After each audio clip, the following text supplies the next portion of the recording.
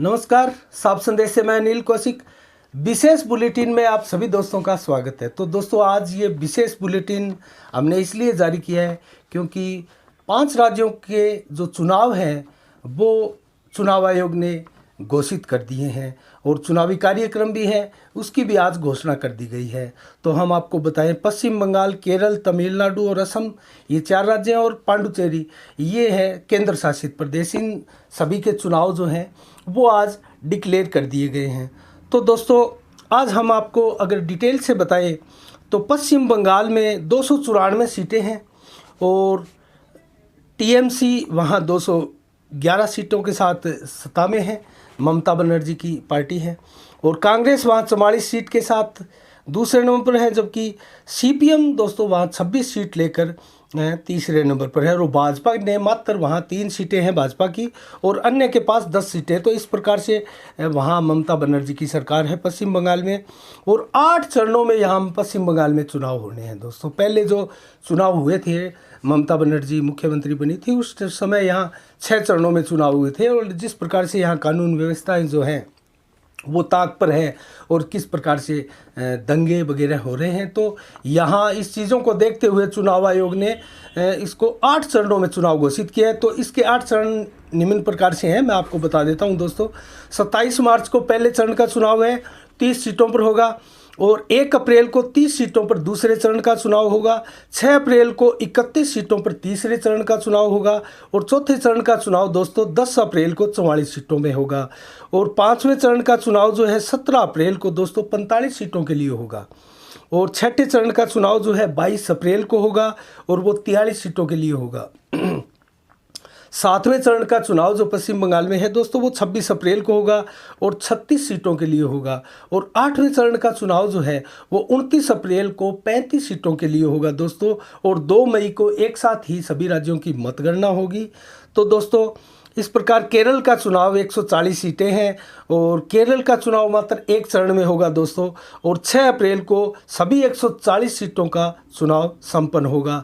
इसी प्रकार 1 चरण में ही पांडुचेरी का भी चुनाव होगा दोस्तों। 6 अप्रैल को सभी 30 सीटों के लिए पांडुचेरी का चुनाव होगा दोस्तों। तो इस प्रकार से तमिलनाडु में भी एक ही चरण में चुनाव होगा दोस्तों, और वो होगा 6 अप्रैल को। 234 सभी विधानसभा सीटों के लिए चुनाव होगा। तमिलनाडु में 234 विधानसभा की सीटें हैं दोस्तों, और असम में जो चुनाव होंगे वो 3 चरणों में होंगे दोस्तों।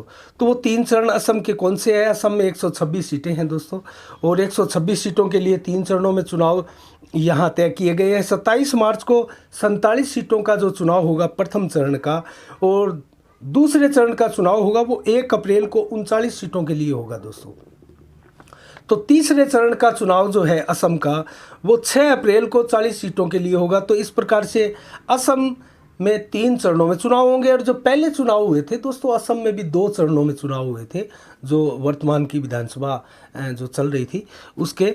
तो दोस्तों, इस प्रकार से असम व पश्चिम बंगाल की स्थितियों में अंतर आया है, और कुछ कानून व्यवस्थाएं वहाँ पर दुरुस्त नहीं कही जा सकती, इसलिए यहाँ चुनाव आयोग ने चरण बढ़ाने का फैसला किया है, और यहाँ सुरक्षा बलों की कंपनियां भी है बड़ी संख्या में तैनात कर दी गई है दोस्तों।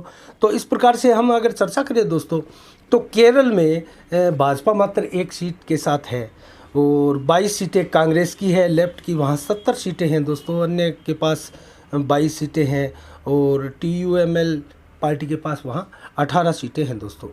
तो बंगाल में जहाँ बीजेपी के पास 3 सीटें हैं और कांग्रेस के पास 44 सीटें हैं, वहीं कांग्रेस के पास केरल में 22 सीटें हैं और बीजेपी के पास 1 सीटें हैं। तमिलनाडु का जिक्र करें तो दोस्तों भाजपा ने वहाँ अभी तक खाता नहीं खोला है, और वहाँ पर कांग्रेस की 8 सीटें हैं दोस्तों। और असम का जिक्र करें, वहाँ ADMK की सरकार है दोस्तों, वहाँ 135 सीटों के साथ, और DMK की भी वहाँ 88 सीटें हैं दोस्तों।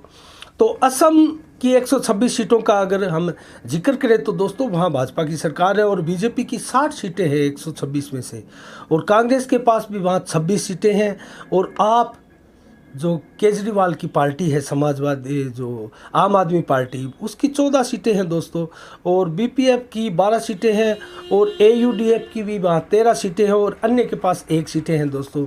और पांडुचेरी की अगर चर्चा करें तो दोस्तों वहाँ कांग्रेस की 15 सीटें और ADMR की 4 सीटें हैं और बीजेपी शून्य है वो दोस्तों वहाँ पर। और वहाँ पर DMK की 2 है, अन्य की 1 है और ANGC की भी वहाँ 8 सीटें हैं दोस्तों। तो इस प्रकार से पांडुचेरी में अभी परसों ही दोस्तों राष्ट्रपति शासन लगा था और कांग्रेस की सरकार थी जिन्होंने वहाँ बहुमत खो दिया था और गिर गई थी, वहाँ अल्पमत में आ गई थी। तो इस प्रकार से दोस्तों इन 5 राज्यों के एक केंद्र शासित है और 4 स्टेट हैं। इनके चुनाव जो है चुनाव आयोग ने डिक्लेयर कर दिए हैं। तो इस प्रकार से ये देश के 5 प्रमुख राज्य हैं, इनके चुनावी कार्यक्रम की हमने आपको जानकारी दी है। और ये सभी राज्य जो है दोस्तों 2 मई को इनके परिणाम आ जाएंगे और 2 मई को हमें पता लग जाएगा कि इन 500 राज्यों में किसकी सरकारें बननी है। यहाँ कांग्रेस का क्या हाल होने वाला है, भाजपा का क्या हाल होने वाला है, अन्य पार्टियों का यहाँ क्या हाल होने वाला है और कौन कहाँ अपनी सत्ता जो है कायम करती है। तो ये देखने वाली बात है। तो ये विशेष बुलेटिन दोस्तों इसलिए हमने आपको चुनावी कार्यक्रम के तहत हमने आपको दिखाया। तो इसका चुनावी कार्यक्रम हमने आपको विस्तार से बताया। इसके लिए आगे भी हम इस प्रकार के अगर देश में किसी प्रकार की नई घटना होती है या कोई नया अचीवमेंट होता है या चुनाव को लेकर या अन्य कोई घटना क्रम को लेकर, तो हम आपको विशेष बुलेटिन के माध्यम से साफ संदेश में आपको उसकी संपूर्ण जानकारी जो है उपलब्ध करवाएंगे। तो इस छोटे से विशेष बुलेटिन के लिए आपने हमें सुना। इसमें अगर अच्छा लगे वीडियो तो दोस्तों इसको आगे शेयर कीजिएगा और चैनल को सब्सक्राइब कीजिएगा। और तब तक के लिए फिर हम मिलते हैं किसी नए समाचार के साथ। तब तक के लिए आप अपना बहुत बहुत ख्याल रखिएगा। नमस्कार, जय भारत, जय जय राजस्थान।